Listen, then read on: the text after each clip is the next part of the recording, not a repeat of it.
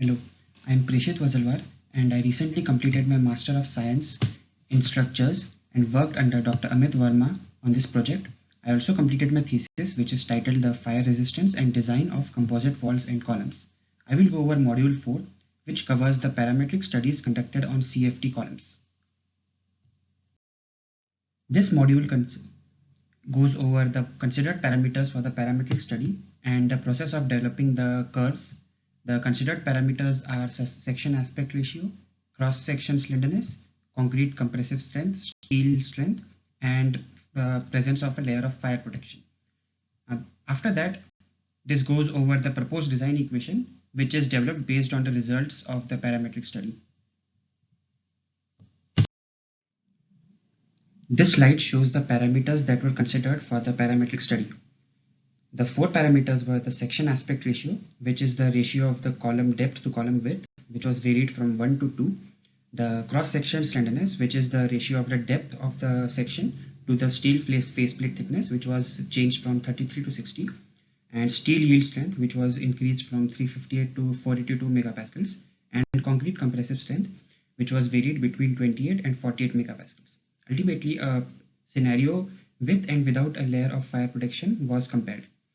For all these cases, the parameters were varied such that the remaining three parameters remain constant, and we could isolate and study the effect of that particular parameter. For each case, column specimens with the overall slenderness, which is the overall length over depth ratio, was modeled from 5 to 50, and the critical load was recorded for different steel surface temperatures. Hence, we developed a critical load versus slenderness versus steel surface temperature curves to study the behavior. It was observed that column capacity is significantly influenced by the cross-section slenderness and the concrete compressive strength, whereas the section aspect ratio and steel yield strength do not affect it that much. And column capacity was seen to significantly reduce with increasing section slenderness and decreasing compressive strength. Also, it was seen that a layer of fire protection significantly increased the time to failure.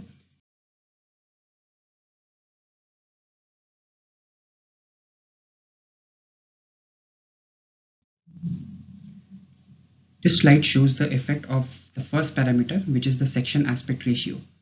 The three curves for section aspect ratio of 1, 1.5 and 2 can be seen on this plot. It can be seen that there is not a significant effect on column capacity with increasing section aspect ratio. This is because as the aspect ratio increases, the column length and depth both decrease. And as P critical is a function of d cube over L square, it remains largely constant. Hence, we cannot see any clear trend with increasing section aspect ratio. The second parameter, which is cross-section slenderness, is shown on this slide. As you can see in the graph, there is a significant degradation of strength with increasing section slenderness. This is because for non-compact and slender sections, steel cannot reach its full yield strength and local buckling occurs before that. As a result, the column capacity degrades significantly and the cross-section slenderness is seen to have a high effect on the CFT capacity. The third parameter, which is the steel yield strength, is seen not to have a significant effect on CFT capacity. This can be seen in this plot where the three lines for 358 and 413 and 42 MPa are nearly coinciding. The difference is even less significant at 900 degrees, which can be seen here. This is because at elevated temperatures, steel resists a low fraction of the load, and thus changing the steel strength does not affect the CFT capacity much. The last parameter, which is the concrete compressive strength, on the other hand, is seen to have a significant effect, especially at 400 degrees. This is because concrete is mostly at lower temperatures compared to steel, and as a result, it resists a large fraction of the load.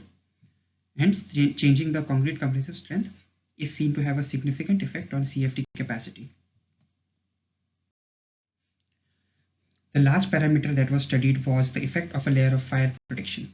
In that case, CFT column with and without a layer of fire protection was run and its behavior was recorded. So in this slide, we can see the effect of fire protection on the time to failure and surface temperature.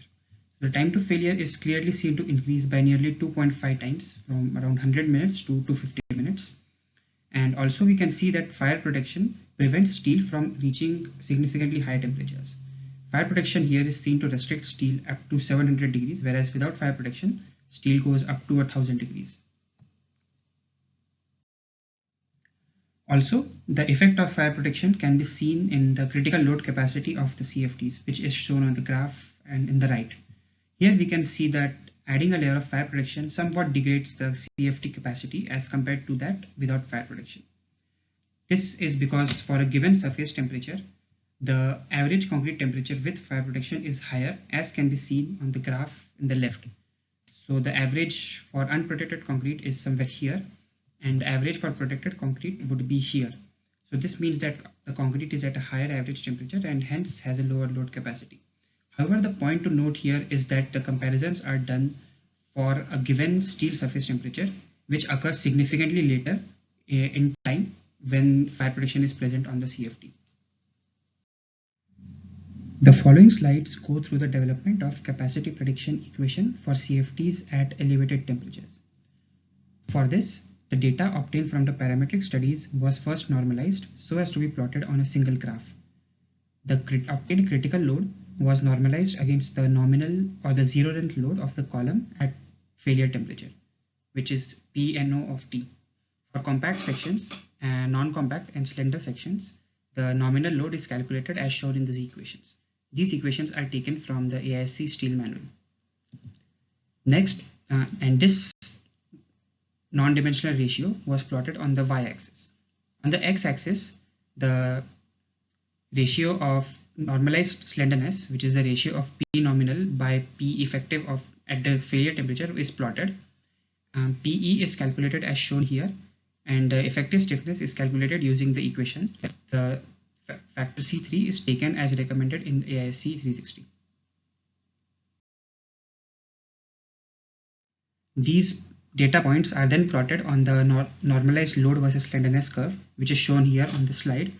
We can see all the blue data points obtained from the fiber model analysis, and three equations are proposed here, which is the lower bound, the median, and the simplified bilinear curve. These equations can be used to predict the CFT capacity given its dimensions and the target time to failure. Given the target time to failure, we can obtain the temperature distribution using a 2D heat transfer analysis at that time instant. Once we have the temperature of all elements, we can then calculate P nominal, P effective, and EI effective, and you can plug in these values in the equation to obtain the Pn, or the critical loading capacity of the column.